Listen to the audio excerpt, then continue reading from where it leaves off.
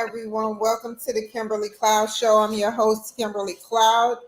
I have a very, very special guest here for the show today. Can you go ahead and announce to the world who you are and where you're calling from?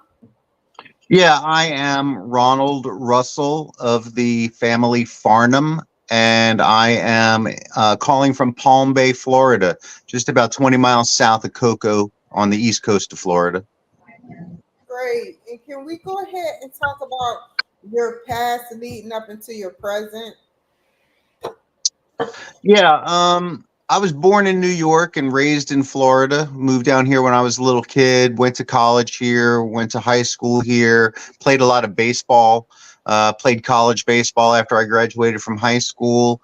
And after my first few years in college, I decided I wanted to work for the CIA and become a human intelligence gatherer, out in the streets, gathering information on citizens of the United States or citizens of any country.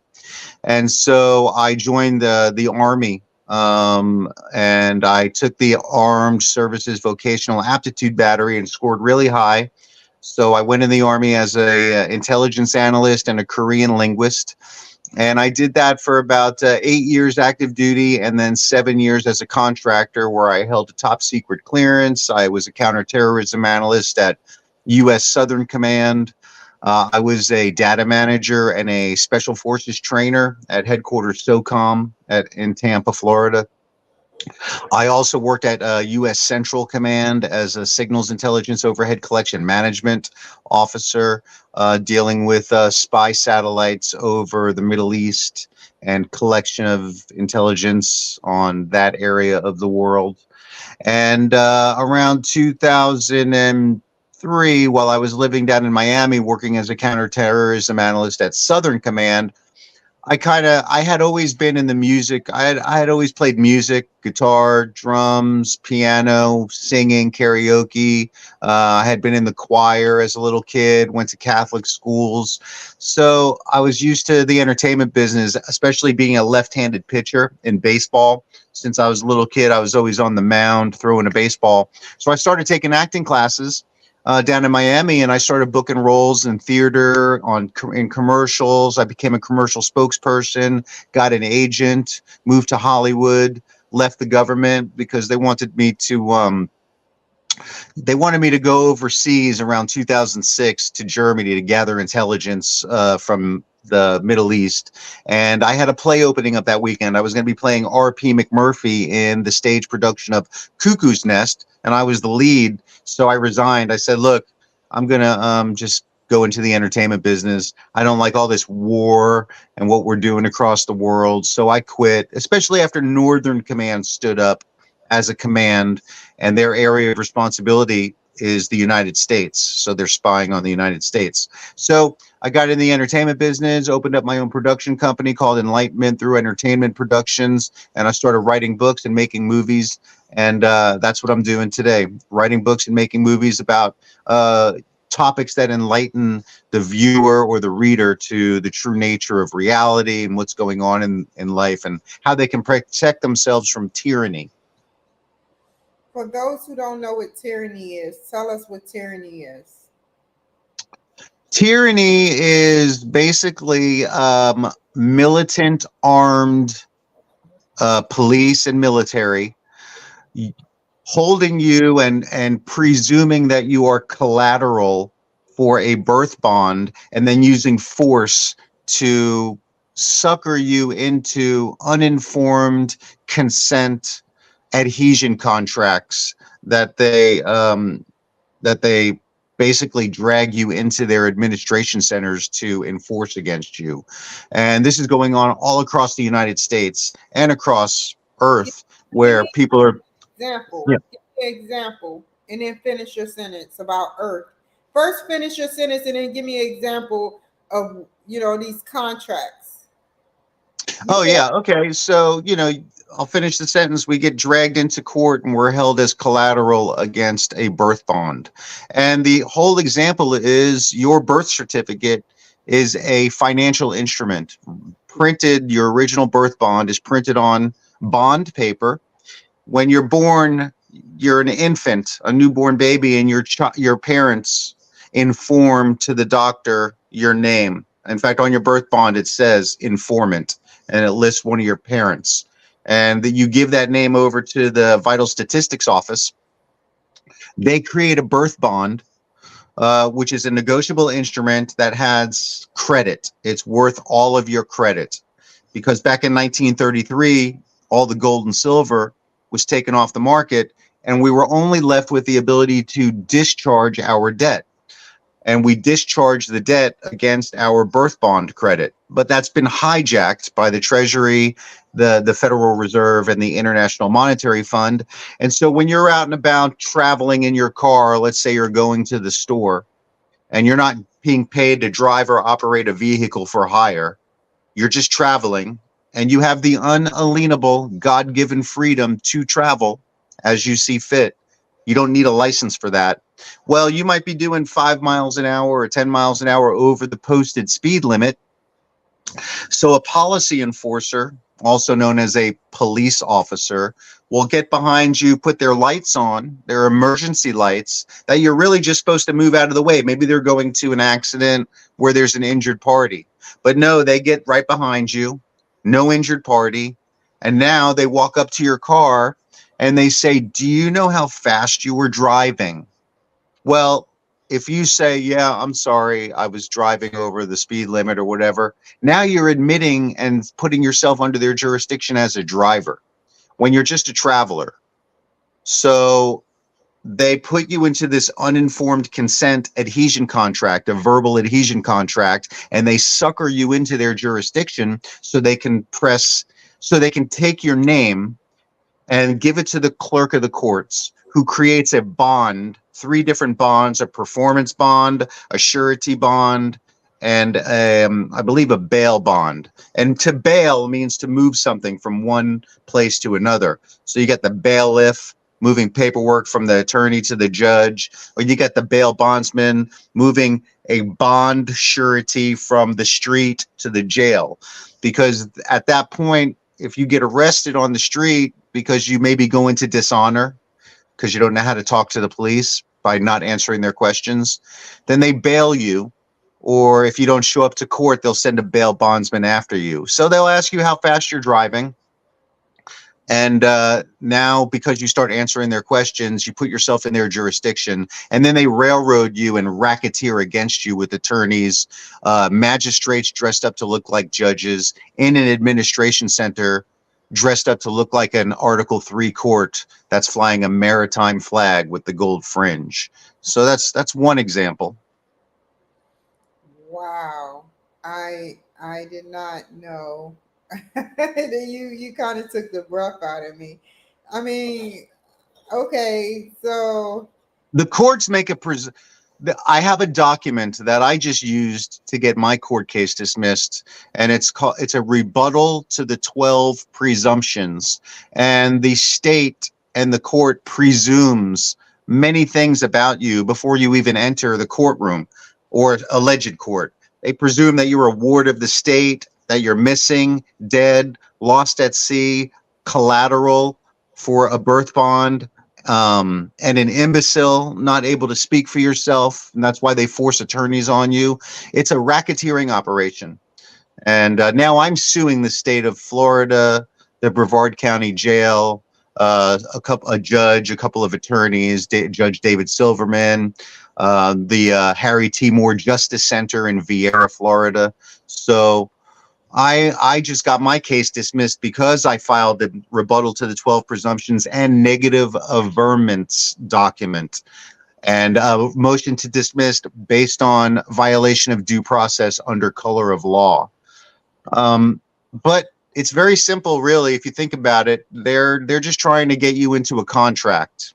And if you don't have a meeting of the minds with them, then there can be no verbal contract on the street. So when they pull you over, you might just say, "What happened?" "Well, you were speeding." "I don't know what that means. Speeding. I don't know what that means." "Well, you were driving 25 miles an hour over the speed limit." I have no idea what you're talking about. So if you don't have a verbal meeting of the minds with them on what they're trying to verbally contract with you on, then there can be no contract. Now, they might go and break the law and drag you out of the car and arrest you and say you're incompetent because you're not speaking their language or failing to understand or stand under, which is a thing that the cops use. They use legal English, and the citizen thinks that they're speaking formal English, but legal English definitions are different than formal English definitions. So let's say, for example, you said, I don't know what you're talking about, but literally, I got two examples. You got an elderly geriatric patient or person, client, or person, let's just say person, who was driving 25 over the speed limit, who literally don't know what he means. Then you got a 25-year-old, because I've seen this happen, 25-year-old that knows the law and knows his legal standpoint and knows that he can possibly get away with saying, I don't know what that means. Those are two different things, right? Yeah. So one can But be a there's a lot of words in there. Like, okay, when you say this person knows the law and then their legal standpoint, law is federal law in Washington, the District of Columbia. That's law. And the primary law that we use is the Uniform Commercial Code, which is contract law. And then there are also the federal laws in the Federal Registry. Legal is local statutes and codes where the police tries to develop a legal relationship with you by getting you to admit that you're in their jurisdiction by the way you answer their questions. Personally, a lot of people don't understand what honor is. Judges are called the honorable judge because that judge satisfies the obligations that he accepts or conditionally accepts. So in order to keep you from being arrested on the street when the cop starts asking you questions or making offers, because questions are offers, you can conditionally accept their offers to stay in honor so you're not able to be arrested lawfully or legally. So they could say, hey, do you know how fast you were driving? You could always say, look, before we even get into this, first of all, do we have a legal relationship? Because I don't wish to have a legal relationship with you. And if you want me to answer questions, get out of the car and perform, or you want my private name, then it's going to be $500 for my name, cash up front. I'll answer your questions for $100 cash up front, and I'll get out and perform for you and do whatever for $1,000 cash up front. Because they're trying to make you offers and go into contract with you. It's all contracting. It's not law. It's statutes and codes, and they're trying to enforce policies on you by making you offers and sucker you into a contract. So I recommend everyone conditionally accepts or just don't meet minds with them. I don't know what you're talking about. I have no idea what you're talking about. I don't know what any of that means. I don't know what's going on. What happened? Back to the question, you're hitting some good topics, but back to the question, that 25-year-old that knows the law, that just got his license versus somebody that was just didn't even know he was going or she was going over the speed limit. The older person probably wouldn't be arrested, but the younger person probably would be arrested because the officer knows that there's no meetings of the mind and they're being arrogant about it, right? Well, that comes down to, was there an injured party? If there's no injured party, then the policy enforcer is attempting to create a contract. And it shouldn't be about the cop perceiving this living soul as being arrogant. We're all living souls. When the state calls you a person, individual, resident, citizen, domiciled, taxpayer, those are all slave or jurisdiction titles that they are throwing onto you to put you under their jurisdiction, their legal wording. So there is no, if you understand how to conditionally accept with the police usually don't want to lose, and they practice their scripts in the Fraternal Order of Police lodges where they work on their racketeering operation so that they can go out there and drum up business for their administration center that's dressed up to look like a court. If there's no injured party, then this is just some guy in an outfit trying to go drum up business for his for-profit company. And you'll find that all these administration centers or so-called courts are just for-profit companies with a Dun and Bradstreet number dressed up to look like Article 3 courts. And it's a racketeering operation, 100%. And they hire attorneys who are working for the British Accreditation Registry Communist Party, a foreign corporation in England, to block our ability to speak for ourselves, because we're considered imbeciles, dead, and lost at sea if we don't rebut the presumption that we are a ward of the state and collateral for a birth bond. So it's a very deep question. It's not just about some 25-year-old kid on the side of the road being arrogant. It's about a whole brainwashing system that's been put in front of us on TV, movies, commercials. Oh, it's great. When you're 16, you can get your learner's permit to get your driver license. When most people, unless they're working for Uber or UPS or the post office or they're over-the-road drivers, they're not employed by the Department of Transportation as drivers or operators of vehicles for hire. We're just travelers, and we're allowed to travel. In fact, I have a traveling card. When I was in the military, I got my, I became a third-degree Master Mason with Jerusalem Lodge number 100 at MacDill Air Force Base in Tampa, Florida, Prince Hall affiliated. And when I was raised for the third degree, I got my blue traveler card. Freemasons have a blue traveler card because you're traveling, you're not driving, and we have the God-given unalienable freedom to travel without a license. What is a travel card for Eastern Star then? Because I had a card, but I got it. My time expired with them, but I guess I should find an Eastern Star around here and redo everything over again. Because I think that comes with privilege and great responsibility. Well, privileges and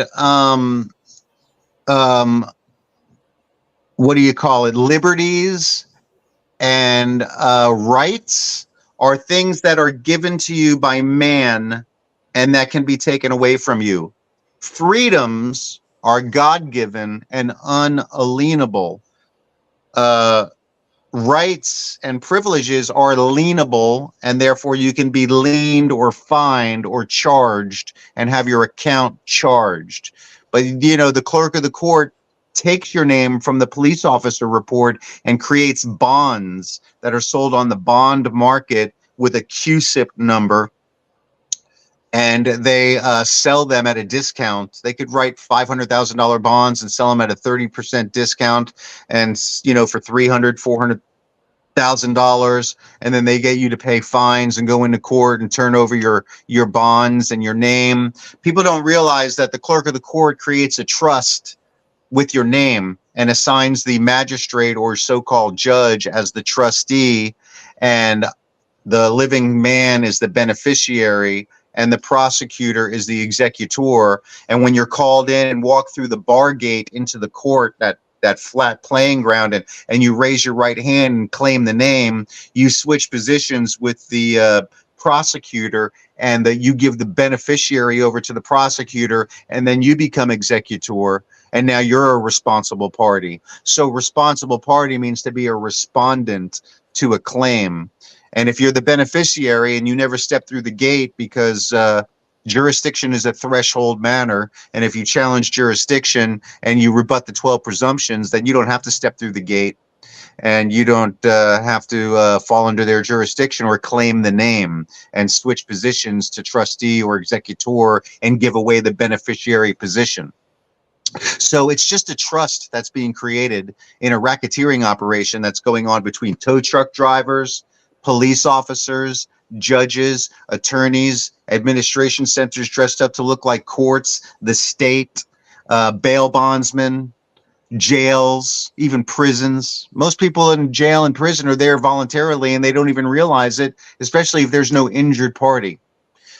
especially in jails where there's no injured party, and there's this racket going on in front of people, and they have no idea because we're not trained on it. I had to do a lot of research and study and even write a book on it, on how to teach people how to do it, and I still teach people how to do it, so that I could learn it even better. But it's very simple trust law. Okay. And what do you think, since you know the law pretty heavy, what do you think about the homeless sleeping? I mean, even if you don't have an answer, I have another question. But the homeless sleeping right next to a police station. And before you answer that, you got police officers wearing civilians going in there, changing, coming out as police officers, coming back in, changing back into civilians and leaving, which means that they can see everything that's going on. And if they wanted to rob this person, they know what car they're in, they know everything about this person now. They're sleeping right next to police stations. One chief of police, he's retiring in Seattle because of he said that King County Sheriff's Office isn't doing enough for the homeless. And it goes up the chain of command. So what do you think about the homeless next to the police station?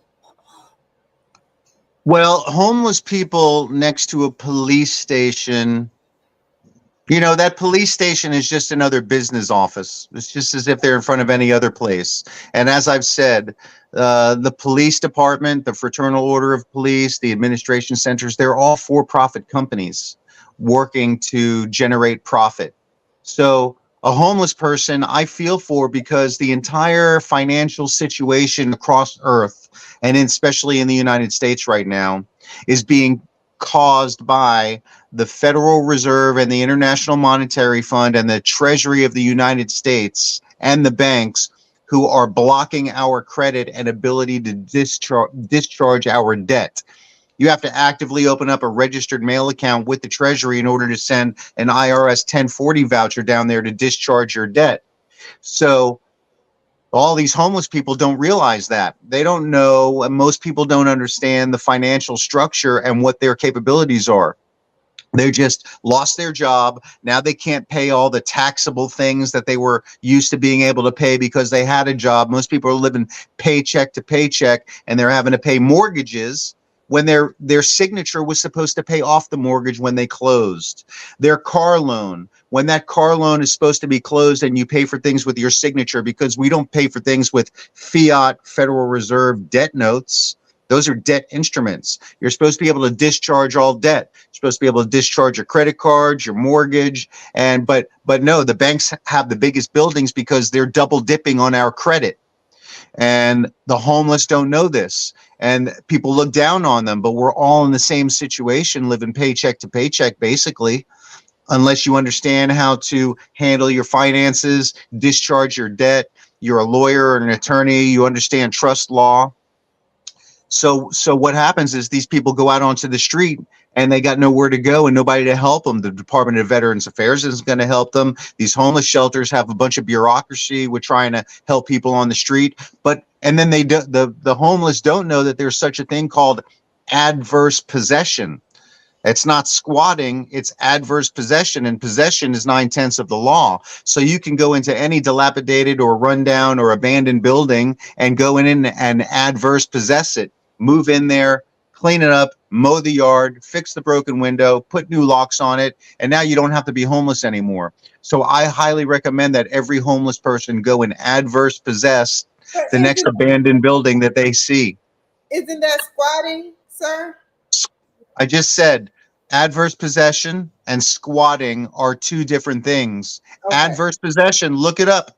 It's overt control over a property that has been abandoned. And because everyone pays property taxes, that means no one has lawful title to any property. So all property is public because it's owned and controlled really by the state, by the county recorder, who has it on their parcel list, and they force you to pay taxes, or they use police power to come and remove you from that property. You might have paid off your home and paid off the mortgage, but you still have to pay taxes. Why? Because the land patent is controlled and held by the state, by the county recorder.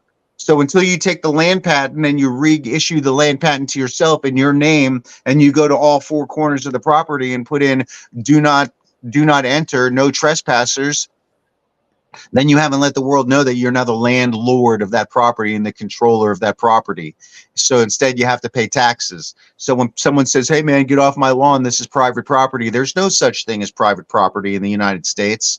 Every property that you're paying taxes on is controlled by the state. You only have what's called equitable title, meaning you can sell it, make a profit, but you don't control it. You can be removed there by police power anytime the police or the state wants to.